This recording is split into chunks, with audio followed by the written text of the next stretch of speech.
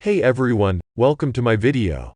If you're experiencing frozen taskbar in the last few days after Windows updates, you're not alone.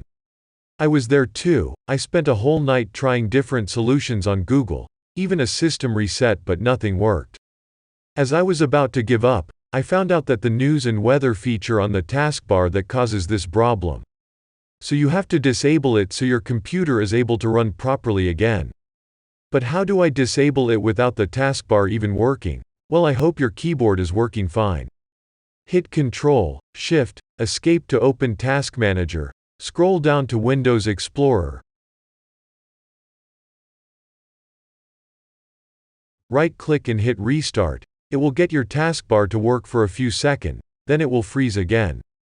So in that few seconds you have to act as quick as possible. Right-click on the taskbar, go to News and Interest, and turn this off. That's it, no more frozen taskbar. Have a nice day.